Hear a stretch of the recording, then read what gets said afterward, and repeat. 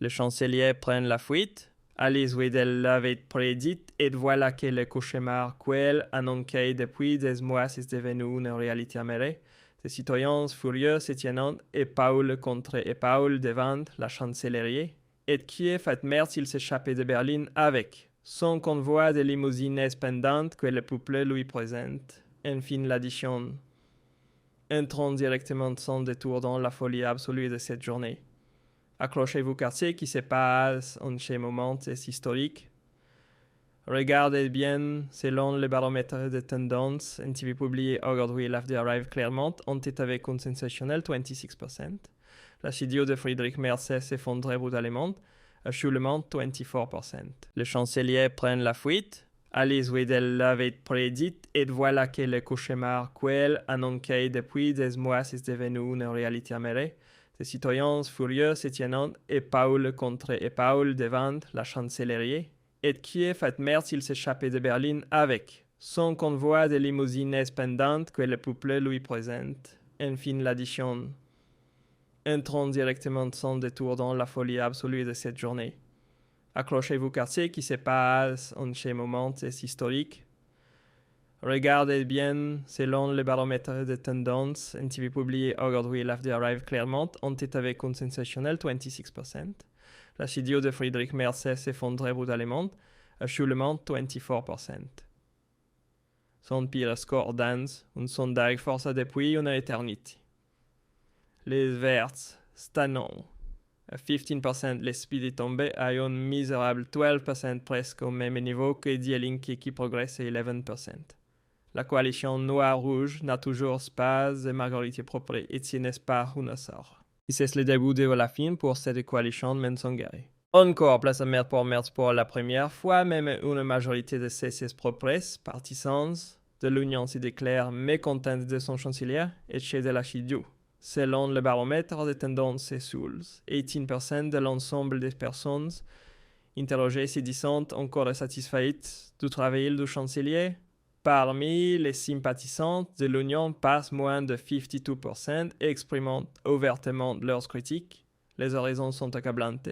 34% lui reprochant des annonces tonitruantes sans aucune conséquence. 24% un manque d'autorité et de leadership. Beaucoup évoquant des promesses électorales précises, l'absence de ligne claire et un comportement contradictoire. C'est exactement ce qu'il a répété depuis des mois comme un mantra. Merz par les grandes messes livre petites. Il promet de la force et il livre le chaos. Il promet une équidou pour et il livre la souffrance facon speed. Et maintenant même sa propre clientèle confirme ce que nous avons toujours dit. Et c'est précisément si un moment de paralysie politique totale que s'allume la mèche d'un véritable mouvement populaire.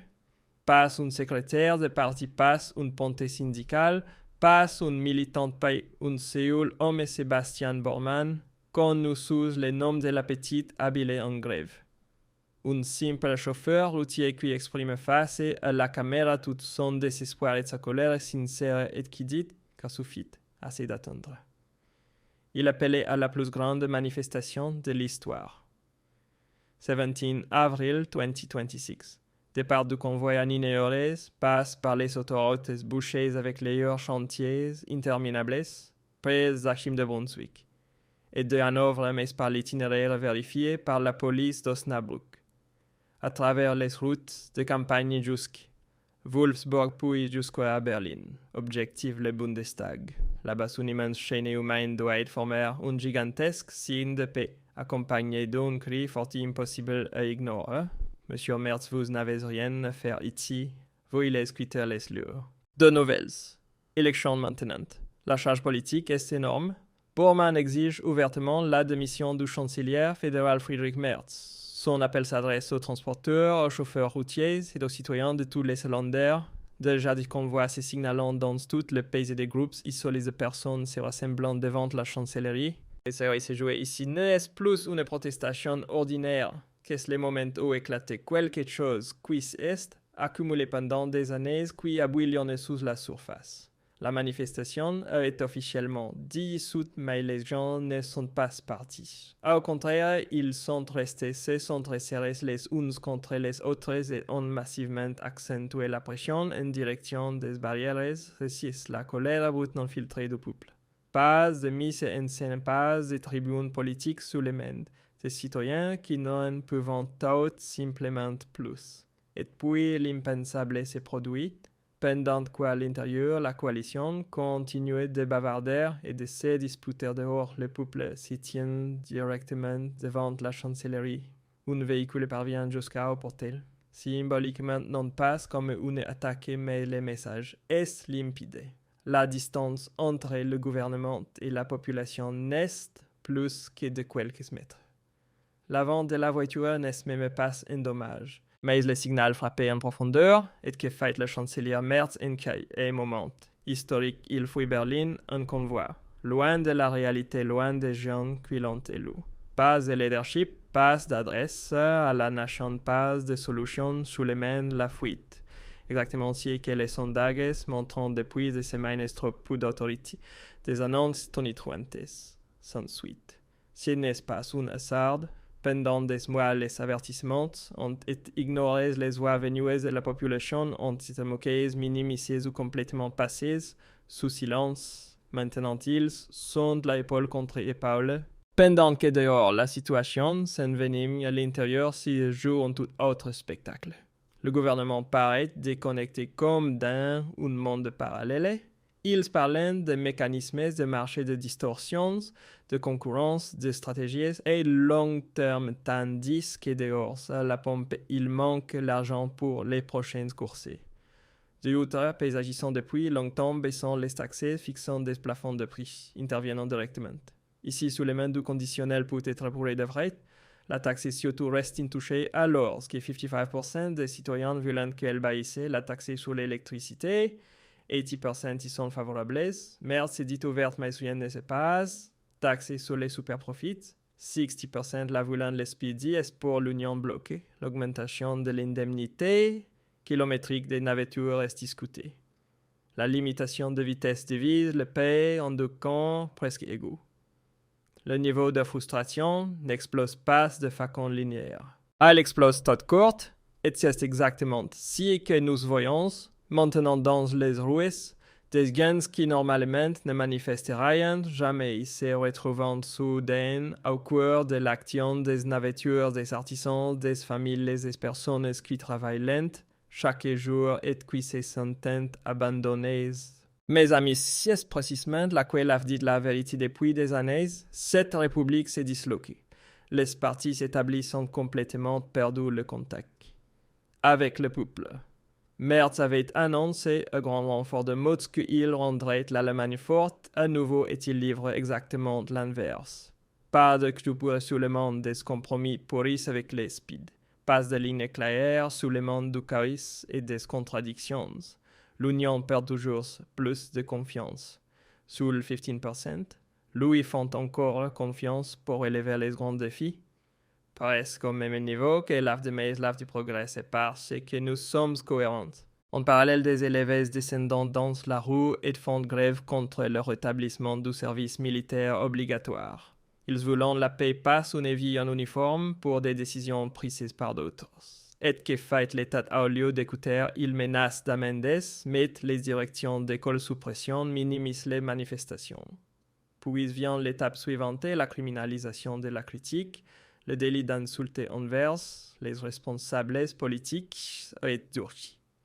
Des milliers de plaintes et perquisitions à domicile pour quelques mots un peu trop directs sur Internet, des agences passant automatiquement les réseaux sociaux au pays ne finissent déposant des pilets de plaintes certaines questions des honoraires.